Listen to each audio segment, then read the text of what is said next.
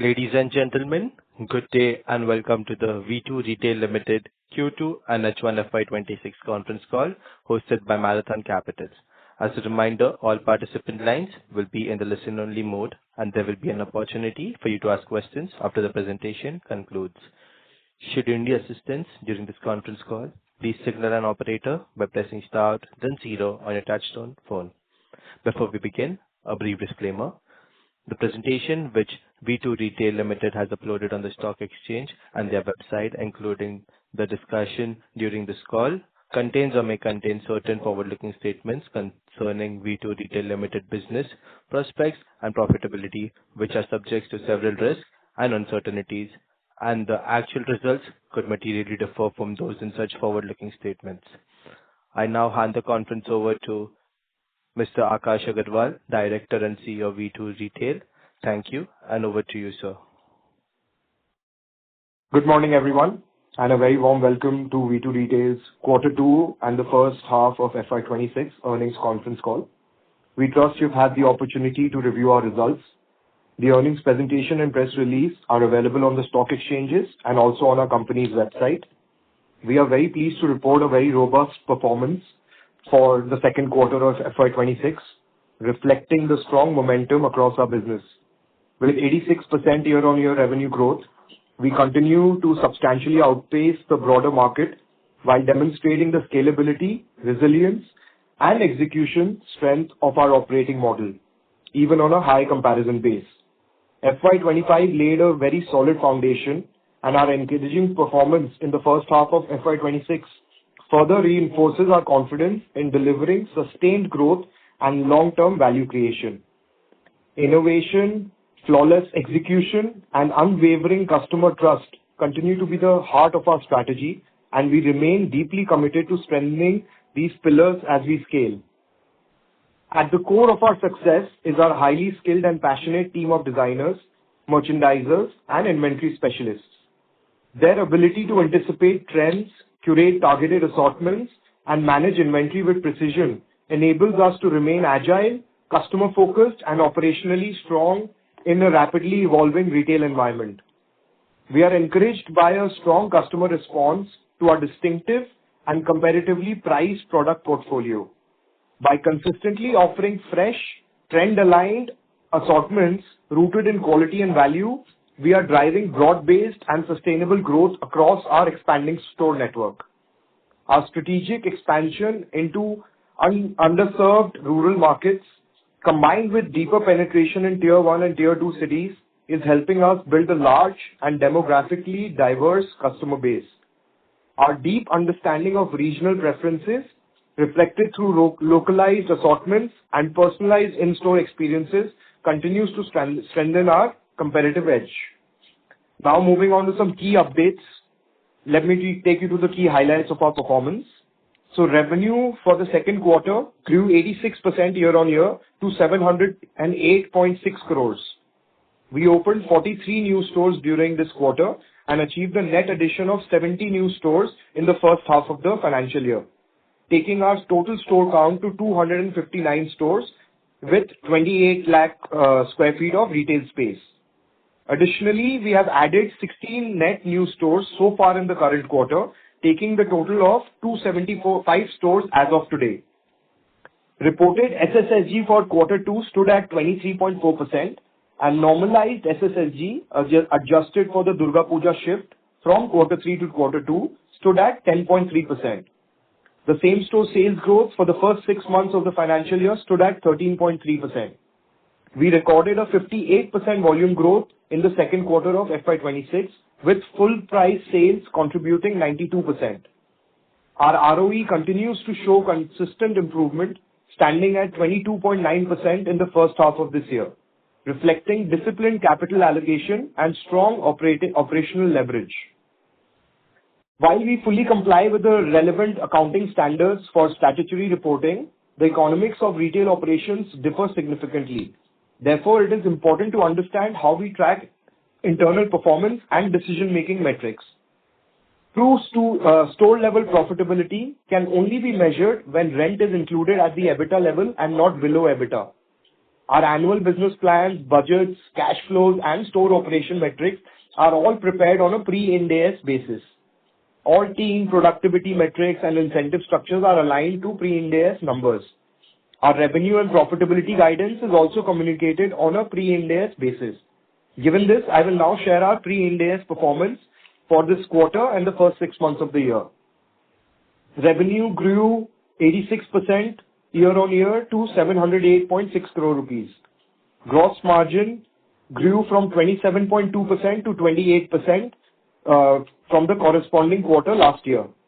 The EBITDA grew from 7.9 crores to 44.4 crores, which is a 465% year-on-year growth in the second quarter.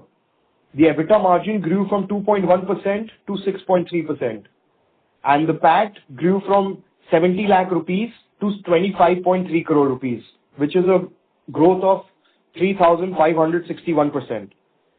Now talking about the performance of the first 6 months on the pre-Ind AS basis, the revenue for the first 6 months grew 69% to 1,340.9 crore. Gross margin grew from 28.2% to 28.7%.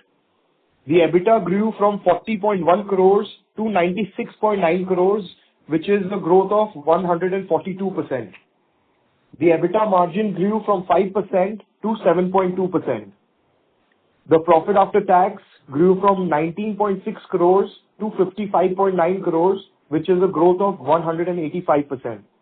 We have been consistently sharing pre-Ind AS numbers for improved transparency around operational performance, and we will continue to report these metrics going forward as well.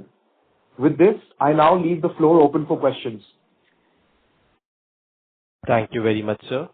We will now begin the question and answer session. Anyone who wishes to ask a question may press star and one on their touchtone telephone. If you wish to remove yourself from the question queue, you may press star and two. Participants are requested to use handsets while asking a question. Ladies and gentlemen, we will wait for a moment while the question queue assembles.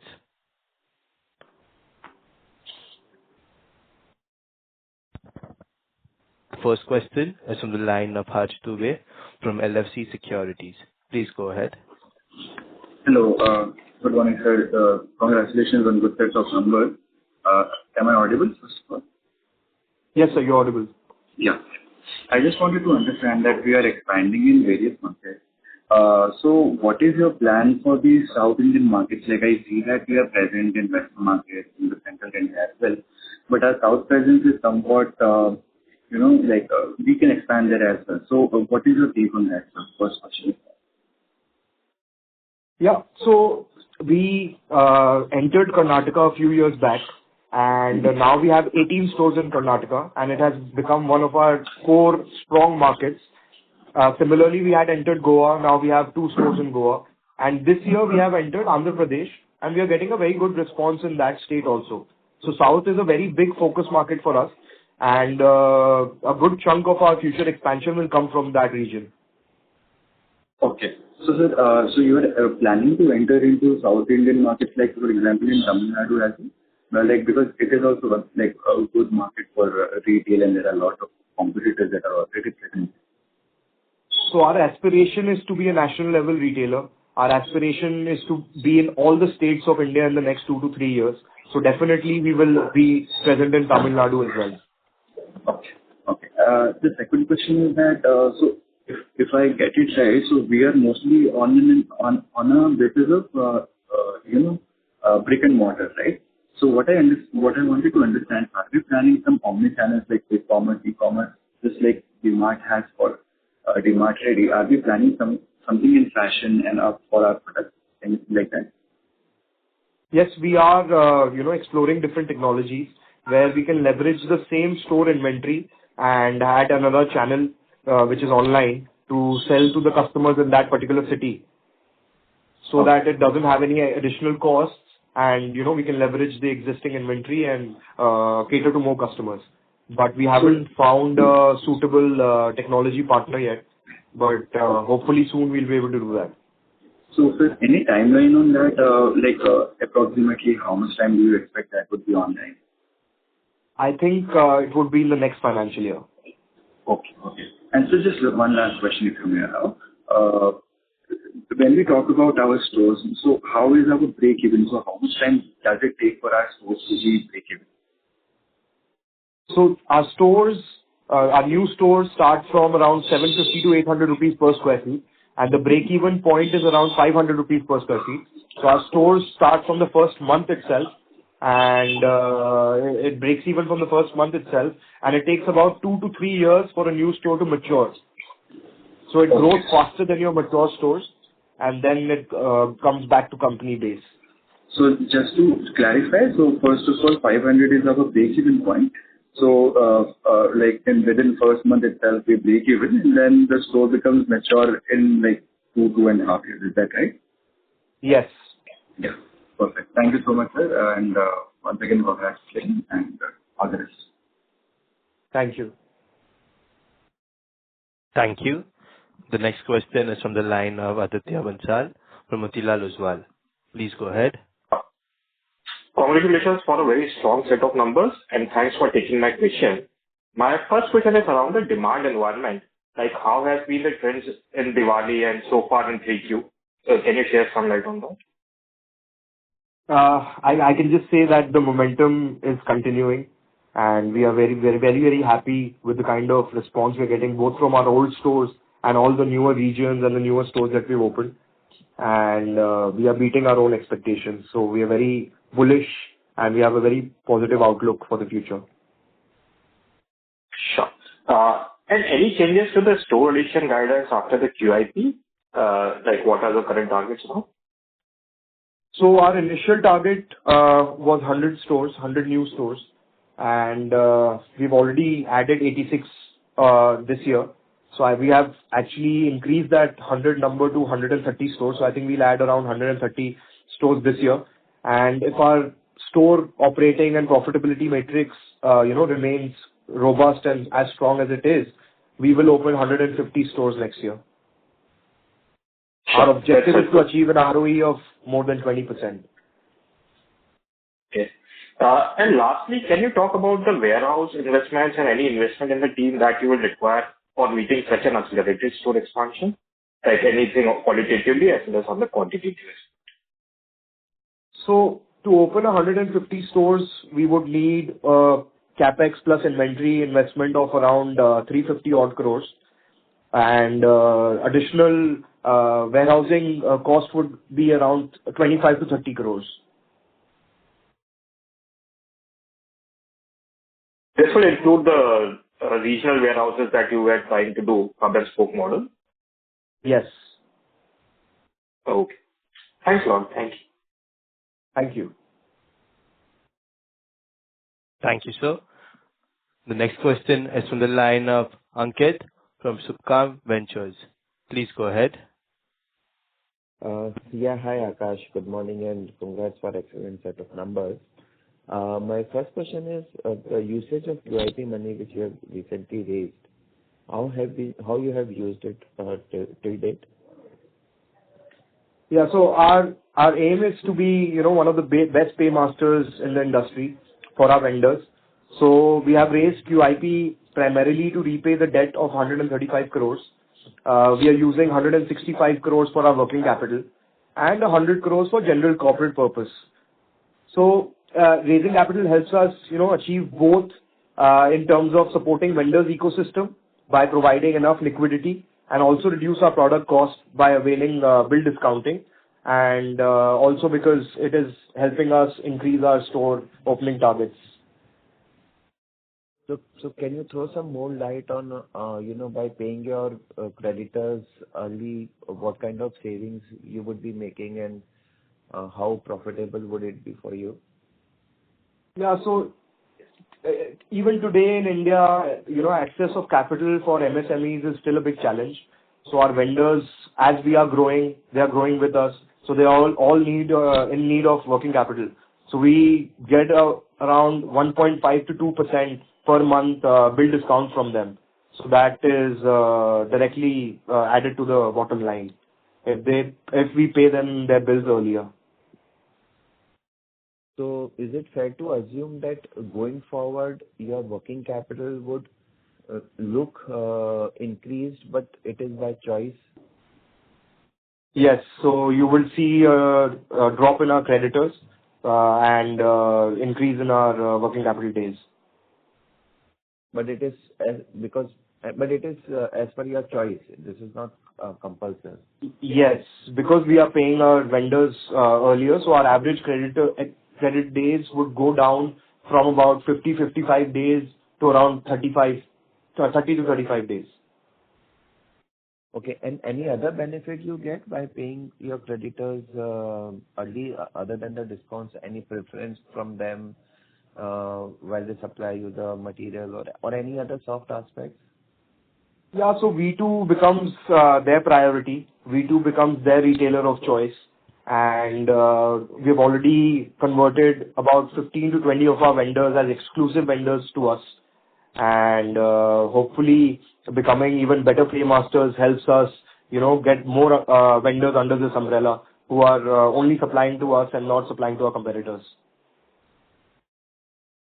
Okay. And my second question is on the, how is the traction from the new stores which you have opened, especially which you have opened outside your core markets of UP, Bihar, Assam, and Odisha? I mean, these are your core markets. So the new stores open outside these states. How is the traction there? How is the PSFs and everything there? So, very encouraging numbers here. There are two things here. So first of all, our benchmark for new stores is it should be within a 70% range in terms of sales throughput of the old stores. So they are currently at around 72 to 73%. So they are well within the range. And in terms of newer regions, so new stores in old regions versus new stores in new regions, the difference is only 2% in terms of per square feet sale.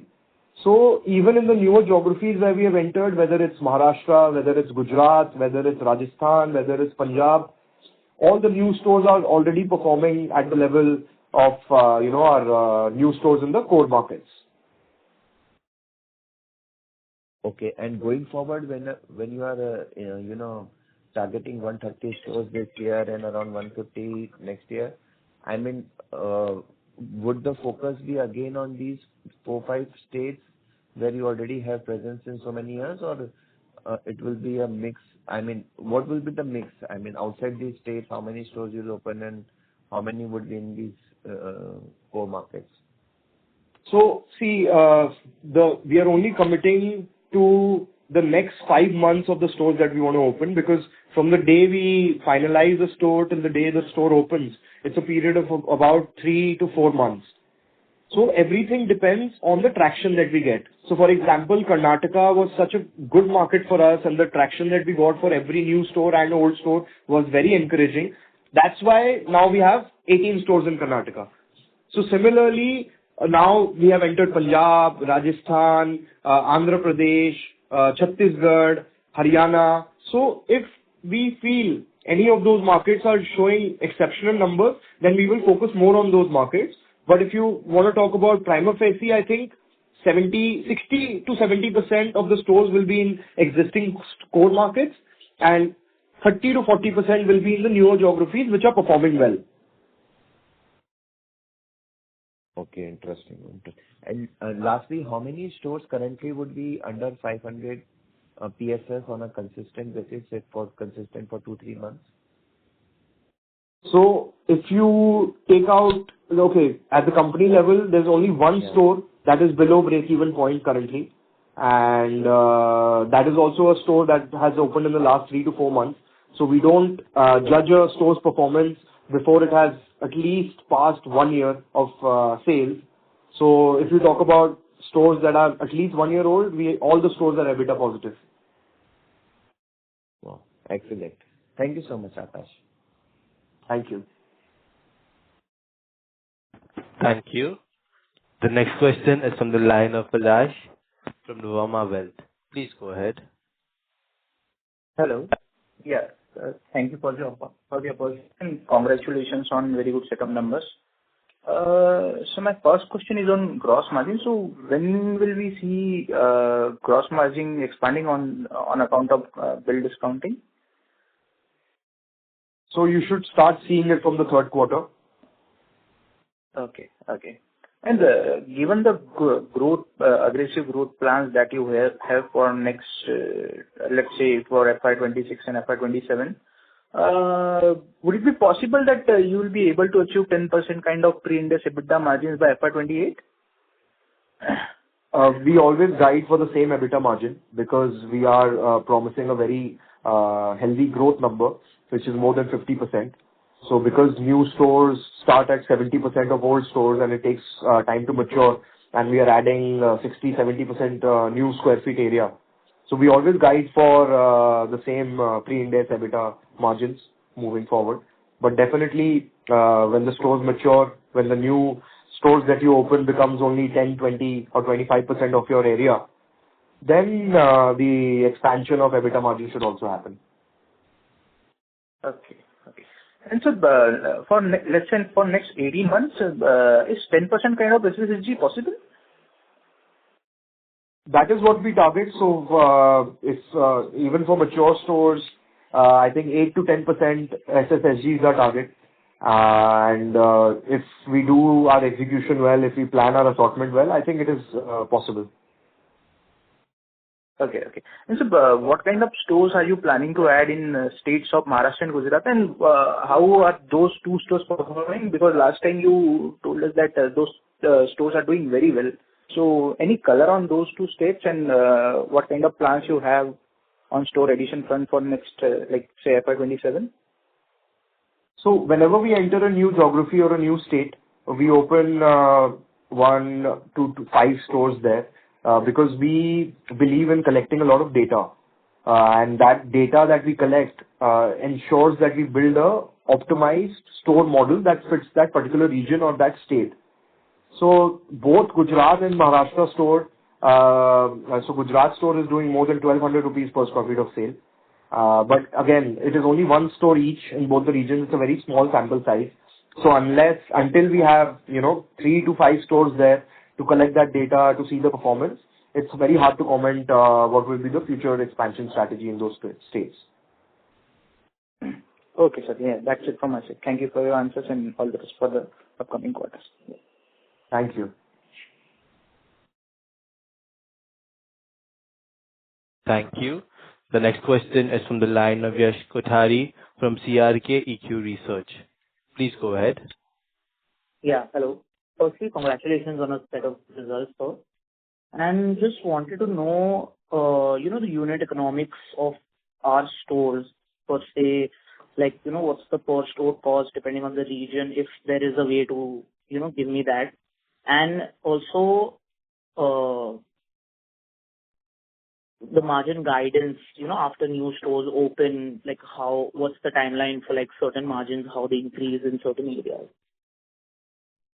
So I'll answer your second question first. For margin guidance, we guide for the same margin going forward because we are growing fast. So I think we did pre-Ind AS EBITDA margin of 8% last year. So that is our future guidance for the next 2 to 3 years because we are adding so much new area. And definitely there are levers to expand that margin as well. So one is operating leverage by getting the per square feet cost down. One is better sales mix and better economies of scale in terms of costing that improves our gross margin. And the third is obviously a good SSSG number that increases the per square feet sale at the company level. But I think when we are adding almost 60-70% new area every year, we guide for the same margins going forward. And now answering your first question, so our store economics, so capex required for the store is around 1,100 rupees per square feet. And the inventory required at the company level for that store is around 2,500 rupees per square feet, out of which, so that's around 90 to 100 days of inventory. So half of it is paid for by us and half is the credit term that we get from our vendors. So total investment per store is around 2.5 crores. Okay. And the total cost at the company level is around 190 rupees per square feet. Okay. So you can do the calculation. Thank you. Any sort of funding that we're looking for in the future? I mean, I know obviously the QIP has just happened, but like, if at all, Because obviously we are expanding at such a good rate. So just wanted to know if there is any sort of thought process in that area. So there are no plans currently, but again, our main objective is to get a good ROE, a healthy ROE. And, if we make a business plan, we make our cash flows. So currently there is no plan, but in the future, if we feel that, we need to raise money to open more stores and, all the business metrics are very healthy, then we will do it. Okay. And just to fall back on the point of the unit economics, so how you said there are 3 levels that really affect how the cost for a store comes down. So since we have been expanding at such a good rate and beating our own estimates, is there any sort of economies of scale that we are already seeing when it comes to the cost per square foot and the things that you mentioned? Yeah, definitely. So we've already seen our costs come down by 6 to 7 rupees per square feet if we are comparing it year on year. And there is a lot of scope for it to further come down as we increase store area. Okay. Thank you. That's all from my side. All the best. Thank you. Thank you. The next question is from the line of Palash from Nuvama Wealth. Please go ahead. Yeah, so thank you for the opportunity again. My question was on rental. How is rental cost panning out and what is the guidance for next year? So our average rental per square feet is around 52 rupees per square feet. And I think we've already signed 80 stores MOUs. So the average of those stores is around 48 rupees per square feet. So our average rentals are actually coming down. Okay. So this rental cost would be a big leverage along with gross margin expansion, right? Even if you open new stores? I don't understand what you mean by rental cost will be a leverage. Your rental cost has been continuously going down. So that could mean that margin expansion could happen on account of this. But it's a very insignificant change. So our rental cost used to be 53 rupees and now it's 52 rupees. So it's a very insignificant change. Okay. Yeah. That's it from my side, sir. Thank you. Thank you. Thank you. The next question is from the line of Bhaskar from DSC Fineserves. Please go ahead. Thank you for the opportunity and congratulations to the management on excellent Q2 results. There is an article that got published on ET Edge and our research also confirms that many senior positions at the organization includes head of merchandising, head of HR, retail, planning, production, sourcing and design. They are currently vacant. The attrition is also very high and the retail head Amit Gupta left only after 15 days. The position is now vacant. The HR head Amit Bagga left after 2 months. The position is also now vacant now. The IT head Pankaj has exited recently. The inventory planning head Pradeep also left in August. Production head left only after 2 months. The sourcing leads Deepak and Pawan, they also left within a year. And the merchandising category head is serving as the current CFO. Can the management confirm the accuracy of these details and explain why so many critical roles are remaining vacant as of now? And clarify how day-to-day operations are being managed, especially given the ongoing concerns about the governance and operational continuity. Yeah, so except head of HR, all the other positions are not vacant. So I think there's a discrepancy in your research. And second, whenever we hire someone new, there's always a probation of 6 months and we always communicate with them because a lot of times what happens is the culture with the company doesn't align with the person. So we always tell any new hirings that happen that, the first 6 months is a probation time because they are getting to know the company is getting to know them. So, and a lot of times those relationships don't work.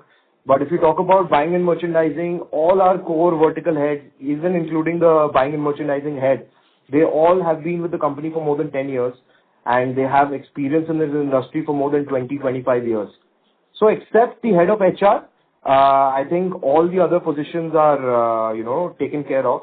And that is why we, believe in building a very broad-based management where nothing is dependent on one person. And there's always fallbacks, there are always backups. And because we knew we wanted to grow at such a high growth rate, we spent a lot of time building the foundation over the last 3 to 4 years.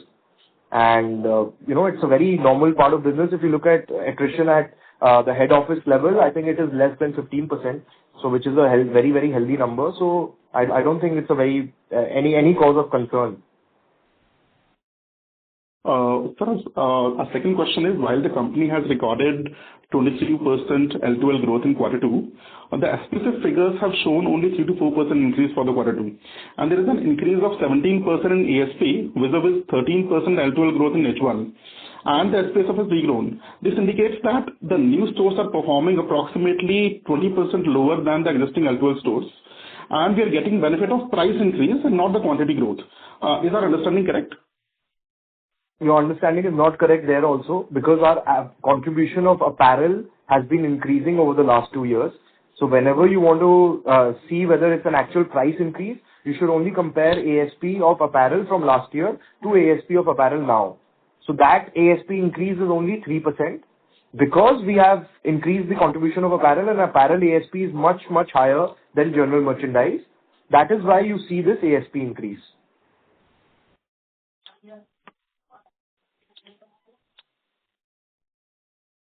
Okay, thank you.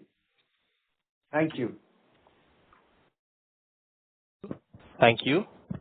Ladies and gentlemen, to ensure the management can address questions from all participants, please limit your questions to 2 per person. If you have a follow-up, kindly rejoin the queue. The next question is from the line of Ankush Agarwal from Surge Capital. Please go ahead. Yeah, hi Akash. Thank you for taking my question. Just one question. Can you give a rough sense of what would be the sales per square feet per month for old stores and new stores for the quarter? I don't have that number for the quarter, but I can give you the number for last year. So last year, our old stores were at 1,100 rupees per square feet of sale. So the SSSG numbers for this year that you're seeing is down that 1,100 base. And the new stores last year was around 770, 780 rupees. Okay, but roughly the new stores would be doing more than 70%, which is the sort of threshold that we look for. Okay. Yes. That is continuing, you're saying? Yes. Okay. And second thing is, I think in last year, we were talking about, say, increasing the share of our own design substantially in this upcoming summer season. And the thought was that if you're able to achieve the targeted, say, 90% sort of own design, then it would be a game changer for the company. So I just wanted to know your thoughts on where we are in terms of progress in that. So we have decided, see, the model is working so well that we don't want to make a significant change where we break the model, because you shouldn't tweak something too much when it's working well. So what we are doing is we're trying to increase it 5% every season. So our year is broken down into 4 seasons, because we want at least 20% higher throughput in our own design compared to our vendor designs in order to increase that. Right. So until unless we see that competitive advantage, we won't make a significant increase. So we are only taking it a gradual increase and increasing it by 5% every season. So I think we moved up from 25% to 35%. And hopefully next year, summer, it will be around 40-45%. Oh, got it. That was helpful. Thank you. Thank you. Thank you. The next question is from the line of Neeraj Mansinga from White Pine Investment Management. Please go ahead. Yeah, thank you for the opportunity. I just had one question. We have seen a quite early onset of monsoon. How will this impact your realization and margins for the quarter? So, historically, we have seen monsoons don't have a very big impact. So what happens is if there is a... I'm very sorry, Akash. Instead of monsoon, I was talking winter. The winter onset is very sharp this year. Sorry for that. Yes. So we have seen our, winter contribution increase from about 40% on the last year same day to almost 55%. So that is very healthy for us, because winter is, number one, you have extra margin, extra gross margin. Second, the ASP is higher. So it translates into much better sales numbers. So there's a delta of around 5%. Delta of 5% in what? Like the EBITDA side? Sales. Or stage. But In- how much gross yes. margin is the differential between a winter product versus non-winter? So a winter product would have a gross margin of about 34%, and a normal product would have a gross margin of about 31. So the delta is about 3% gross margin. Okay, got it. And you are witnessing across the higher sale across all these stores, right? The winter product. Yes. So winter has been, early onset of winter has been very good for us. Yeah, got it. Okay, great. Thank you. Thank you. Thank you.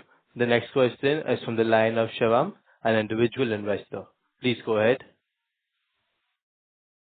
So as we have done a QIP of 400 CR and now our debt payables are coming down, so at least our gross margin will be going up. So why are we not increasing our EBITDA margin guidance from 8 to say 9 to 11? So last year we did a 8% of EBITDA margin. Yeah, but if you look at the impact, so even if we prepay 100 crores to our vendors, that is just 2 crores per month. So if you look at the impact, it's not a very big impact, and we don't guide for a increased EBITDA margin only because we have already opened 84, 85 new stores this year, and we're opening 130 new stores this year, which will have a per square feet sale which is 70% of old stores. So that EBITDA margin offsets any benefit that we're getting from the SSSG of old stores. Okay, understood. And my second question is when I look at the LinkedIn and check for the titles of management positions, I don't find them. So is it all the management positions are held by very, very new joinees, or what's the situation? No, so most of the management position is in fact held by old people who have been promoted from within the organization. So our retail head is a person who was a floor manager in one of our stores about 13 years back. Our business development head was a store manager. All our regional managers have also, been promoted from within the organization. The buying and merchandising head used to be a subdivision head. So all the positions have been filled by people from within the organization, and that is why, other people in the organization see that if, you work hard and you achieve the targets and you follow the company culture, there is such a big room for growth, and that's a very good career path for all the employees here. So who is our CTO, by the way? So the CTO's name is Anupam, and there's a team. So our SAP, so there's not a CTO. So there's an SAP head, there's an applications head, and there's a person who takes care of the POS. So that is how we have divided the IT department. Okay, that's why I was not able to find the CTO on LinkedIn. Okay. Yes. It's about the structure of the department. Okay, it will be very good if you can just show the structure in your investor presentation, because that is creating a lot of noise around. Yeah. Sure. So thank you. Thank you. Thank you. The next question is from the line of Samartha Nagpal from Suranu Family Office. Please go ahead. I thank you for the opportunity. Congratulations, Akash, on a great set. So, Akash, just wanted to know, so most of the questions have been answered. Just wanted to know that as we are scaling very rapidly, how much of an issue is finding the right manpower in tier 3, tier 4 cities, and how much of an attrition is a problem? So just trying to understand from a point of view that in value retail, how much is front-end specific to operationally driving the store, and how much if it is related to sales driving? So just wanted some color on that. Yeah, so for every new store, the additional manpower required is, of course, the manpower that we keep at the store, because the head office and warehousing, they can be leveraged. The existing manpower can be leveraged for the additional stores. But because most of our store staff is at minimum wage, the attrition at store level is quite high. It's, I think, around 40-50%, because they jump ships even with a 500 or 1,000 rupee difference. So what we have done is we have completely moved away from being manpower oriented to being process oriented. So we've automated a lot of processes at our store, where even a new guy, within a day or two, he can get trained and he can start giving an output. So we are not relying on any of our store manpower for using his intellect or using his brain to display a particular design, display a particular color. So everything is handled through technology and the pick list that we are giving at the store. And for the core positions like store managers, floor managers, so all of them have retention bonuses. And because our sales are good, so a big chunk of our manpower salary is variable salary. So if they are achieving their targets, they get anywhere between 10% of their salary to about 35-40% of their salary. So that has also really improved attrition numbers, because people are seeing that, because in more than 90% of the locations, our sales are at least 40 to 50% higher than our closest competitors. So people are seeing that none of the other retailers are achieving their targets, and V2 stores are achieving their targets, so they're getting a lot of incentives also. So that is really helping us. Got it. So Akash, on the second thing, I think we are all set for the next 2 years as we have laid down the expansion plan. So just wanted to understand, are we also looking at the prospect of a FOCO store kind of a thing in tier 3, tier 4, so that we don't have any more liquidation going on in the future, or are we sticking to our stance of carrying on the FOCO stores only as of now? So we don't have any franchising plans because we don't have a very good experience with franchising, and it actually dilutes the store experience and the brand experience for the customers. It's very hard to standardize that when someone else is handling the store. So we are not exploring that. Got it. Got it. And on the winter wear part, I think with the early onset of winters this time around, I think the demand, as you have also laid down, is pretty strong. So are we covered for the season, or do we see that we haven't done enough of buying and there would be certain gaps coming up? So just wanted some color on that. So I think it's a very good problem to have. So definitely there have been some shortages, but I think it's a very good problem to have, and we look forward to always having this kind of problem where your sales are better than your estimates, and there is a little bit of stock shortages.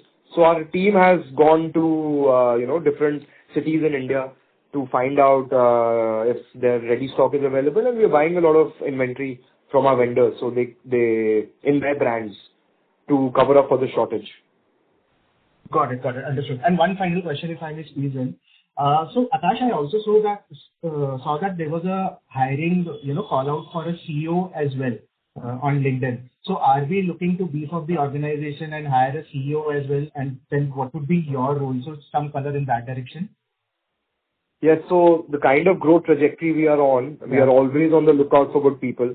And me and my father both, we want to hire a CEO, so that we can spend more time in the long-term strategy of the business, because the plan is big and we want to, grow multiple times and exponentially over the next 10 years. So of course, if we find a capable person to take care of the day-to-day operations and the running of the business, then we can move on to a more, I would say, strategic role. Understood. I think that's it from my end. And all the best, Akash, to you and the team. Thank you. Thanks. Thank you. The next question is from the line of Hitendra Pradhan from Maximal Capital. Please go ahead. Hi, sir. I hope I'm audible. So my Yes, sir, first question is related to the SSSG and the normalized SSSG that you mentioned. So can you just explain, why there is a big difference, because of the festive days, but the difference seems to be little big. Yeah. So, it will be different because it's open to interpretation, and different people use different number of days to calculate the impact. But what we have done is we have taken the 30 days before the Shera, and we've shifted those 30 days and compared it to the same period last year. So I think the correct number to compare all retailers would be to see the weighted average SSSG for the 2 quarters combined. So that will give a standardized number to compare SSSGs between retailers. But if you want to just look at 1 quarter, I think it's very hard to compare, because some people might have only taken 5 days before the festival. So that reduces the difference by quite a lot. Correct, sir. So, sir, is there a way that, the disclosure can be made on an trailing 12-month basis, or, that would be more complex because, the mature and the new store mix will also change when it comes to, triple SC? That becomes more complex because then you have to calculate the number of stores, number of days that these stores were open in the last quarter. Then you compare only those days. So we don't want to change our SSSG calculation cohort. So it's always stores that were present at the end of the last financial year. We calculate SSSG on those stores. Fair, sir. Fair, sir. And my second question is related to your outlook. You mentioned that you are targeting 20% plus ROE, beyond when the expansion and the growth plans are executed. So, sir, on ROC basis, how do you see the mix evolving, and what are the challenges that you foresee, achieving more than, say, 20% ROE, 25% ROC, because you are expanding into tier 2, tier 4 as well, and also you have presence in metro, pan-India. So, in the competition coming in the value retail space. So, sir, what are the key drivers that you think that, will let you achieve the ROCE or ROE of more than 20%, beyond, say, FY28? So I think it's all about the correct execution again. Like if we have built a strong model, our ROE last year was around 27% on the pre-Ind AS basis. So that means we have established a very, very strong model, and if we continue to, strengthen it, continue working on the product, continue using data to come out with the right assortment, I think there's a lot of potential in the country. We can easily have 2,000 to 2,500 V2 stores. So getting ROE is all about, making your model strong and replicating it and giving the customer the best experience. Got it, sir. Okay, sir. That's all from my side. Thank you. The next question is from the line of Ashish Soni from Family Office. Please go ahead. Sir, in terms of your scaling the stores, the structure of the top management, so have we fulfilled everything, or is something to be fulfilled, because you are expanding almost double store count in next 2 years, right? So last year we were working with around 180 to 190 vendors. Now we have increased that to almost 250 vendors.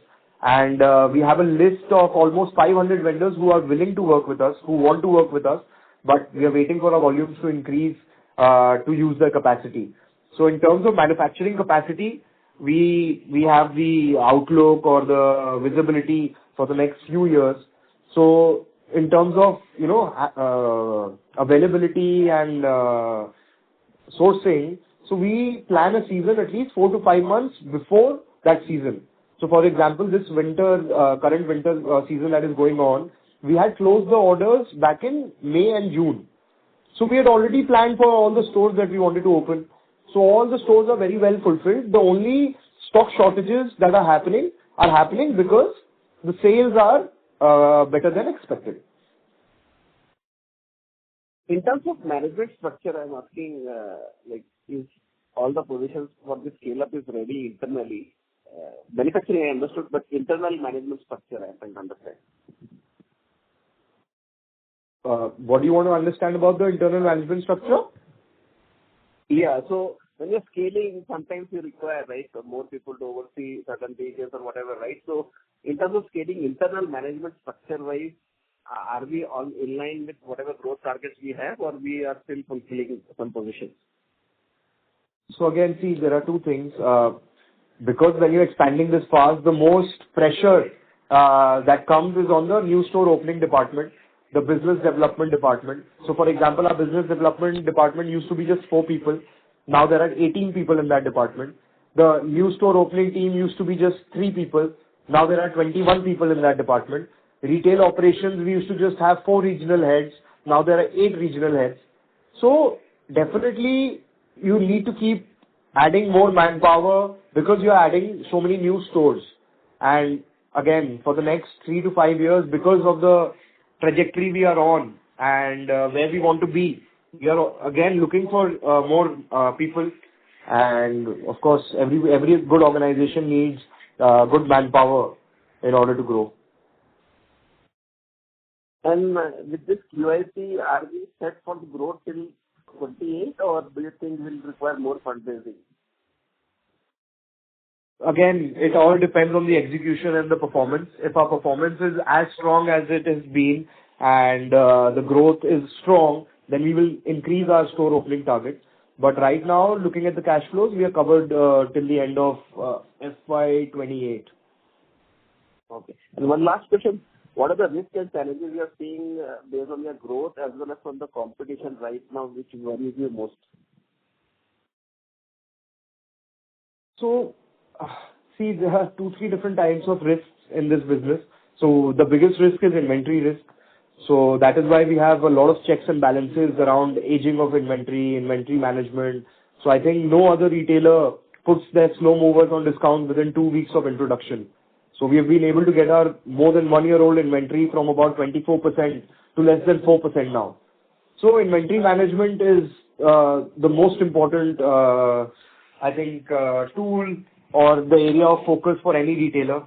So that is one of the biggest risks where you get a complete season's assortment wrong.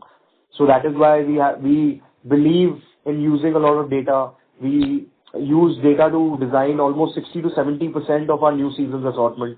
So if my data is telling me that cream color is the hottest selling color, then we will introduce more designs in cream color. So similarly, this is done at all article attribute level. The third risk is you finalize a wrong location where there is no footfall and it's out, it's in a locality where the sales potential is not that much. So again, there we have 4 to 5 layers of checks where the area manager goes and checks first, then the regional manager, then the retail head signs off on the project, the business development head signs on the project, and then we have a core business committee that signs on each and every site that we finalize. So these are the main risks, but again, we've learned from our mistakes before, and that is why we built checks and balances around these risks so that we don't repeat them. Okay, sir. Thanks and all the best for the future. Thank you. Thank you. The next question is from the line of Rajesh from JNMA Venture. Please go ahead. Good afternoon, gentlemen. Akash, congratulations on a very strong second quarter number. First profitable second quarter. The growth construct seems to be pretty much in place given the perfected business strategy that you have worked on over the last many years. 10%, 8 to 10% SSG and close to 35 to 40% store square feet. Is that the right way to look at the growth construct for the next few years? No, so if you want to grow revenue by 50%, so 8 to 10% will come from SSSG and 40% revenue will come from new stores. But to get 40% revenue from new stores, you need to add 60 to 70% new area because new stores do about 70% of old stores PSF. Right. Yeah. Okay. I got it. You are right. Absolutely. And given this massive, significant expansion in the growth, one part of the equation is that would you continue to keep gross margin at the level where you are as a strategy design? Given the benefits of the operating leverage and the growth, you will continue to invest in new stores and keep the margins intact? Or will you pass it on to the customers? So our target gross margin is always 28-29%. We want to pass on everything to the consumer because we feel it is the time to get the maximum market share and the maximum per square feet sales. So we would always prefer having a higher per square feet sale to get more EBITDA margin rather than a higher gross margin. Because when you have a higher sales per square feet, then your inventory freshness is better. Then you just have a lot more margin to play with. Okay.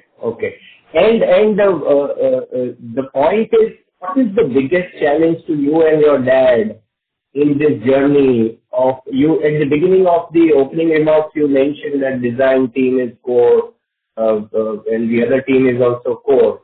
So, when you run at such a high speed, obviously, the software aspect, building culture, maintaining culture becomes the biggest challenge, and there are no set formulas for this. So how are you handling this maniacal pace of growth, and what are the changes you are looking to sort of, if there are any, if you can give some color, would be very useful.